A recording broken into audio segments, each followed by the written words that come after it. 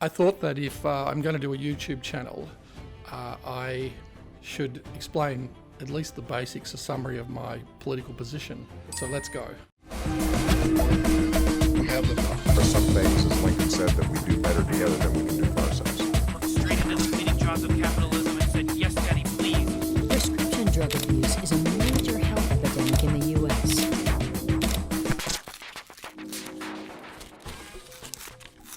So the first thing we should say is, what are we looking for in a political economy, in a nation, in a community, in a commonwealth? So the first thing is the Bentham idea, which I subscribe to, which is the greatest happiness or prosperity for the greatest number. I think that's a good starting point, if that's what we're trying to achieve. There is a democratic factor in there because it's talking about everybody benefiting.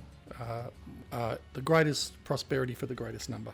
In the last couple of decades, there's been a lot of economic research done on the success or failure of economies. I mean, the famous book written recently, a couple of decades ago, by John Landis, the professor at Harvard of economic history, and he said he looked at it's called The Wealth and Poverty of Nations, and he looks at all countries in all of history and he gives the factors why would they be more economically successful and why are they not. More specific research being done by Nobel Prize laureates, looking at, say, the Western world and the history of the Western world. And it turns out that the balance that we mostly have in the Western world, which is around about the 30% government, 70% free enterprise, seems to have been the cause of been the basis for quite strong prosperity and growth.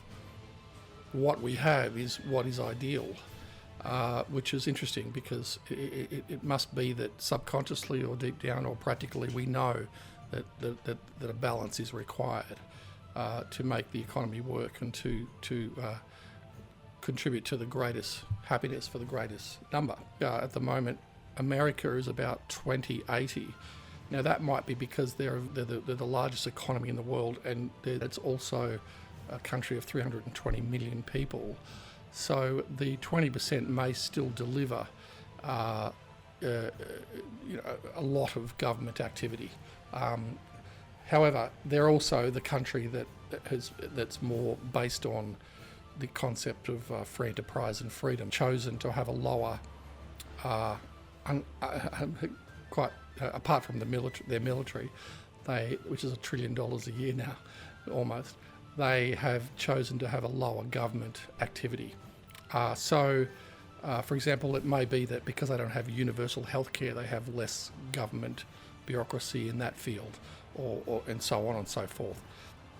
However, so the America's 20%, 2080, Canada's about the 30-70, Australia went up to about 35-65 during the pandemic. That was because of a huge amount of stimulus. I think we float about 30-70. The UK, I think, is about 30-70. So it's interesting the balance between government and private sector in our economy.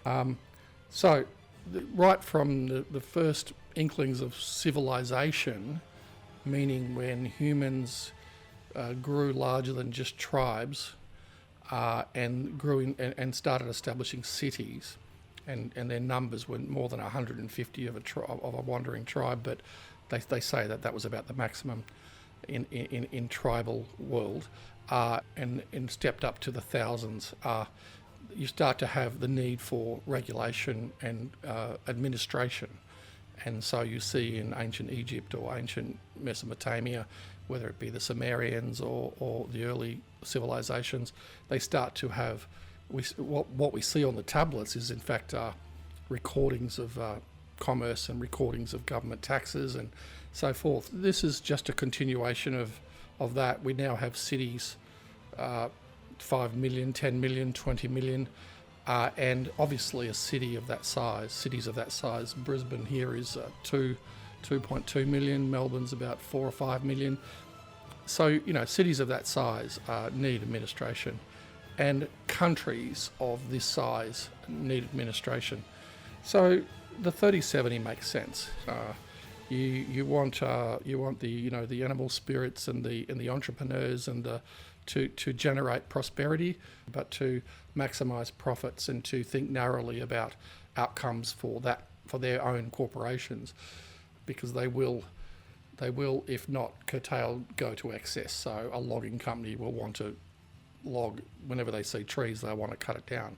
So in order to protect a national park, we have the environmental regulation, and this is something that the whole country wants. It's not just so corporations have to be curtailed, chemical companies have to be curtailed from throwing chemicals into the river, farmers, etc.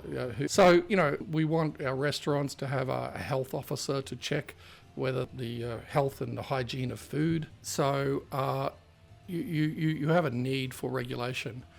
Now, one factor I haven't heard, generally speaking, is how I think there are different types of people that have evolved over time, different personalities. I mean, we do psych tests on different people, so rule orientation, umpires, parking officers, police type of people, and then you have your caring type of people in the nurses and doctors in the medical field, and in the caring field, in the counsellor, community worker, charity volunteer.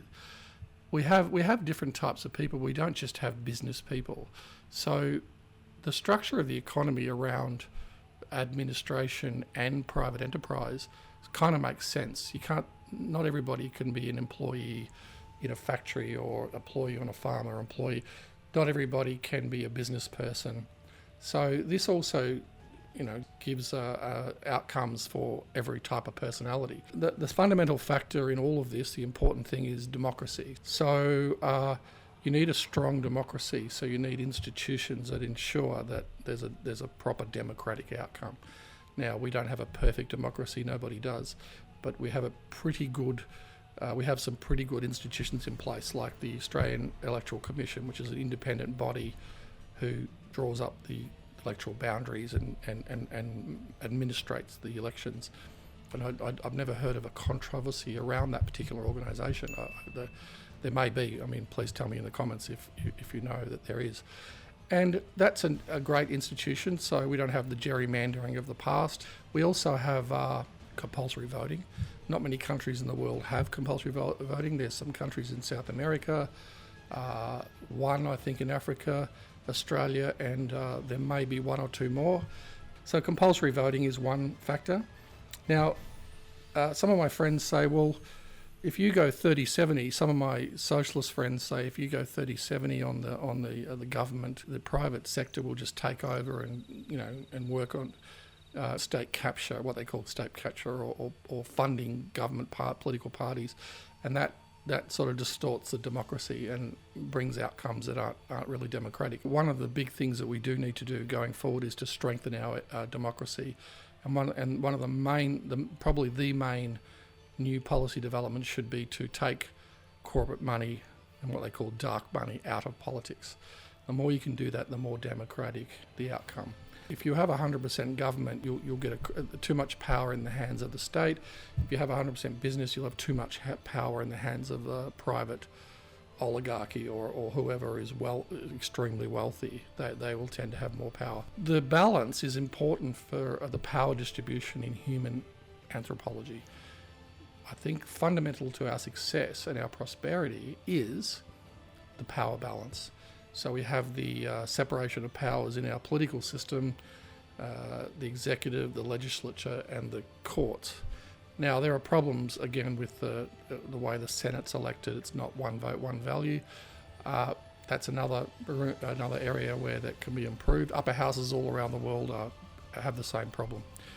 But we do have a separation of powers, so the legal system should be fiercely independent. The rule of law is fundamental to this whole process.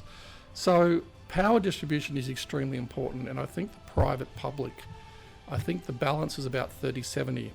Now, where do I see politics? Politics is one side fighting to bring it back to 25%, another side fighting to bring it to 35%.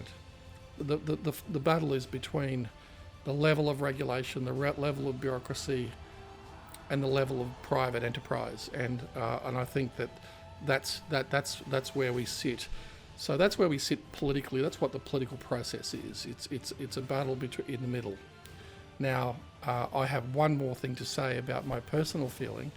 I see the battle being, my battle being, that my politics is why I like this balance idea and the idea of centrism is the job is to, because the type of zealots that get involved in politics can be quite extreme.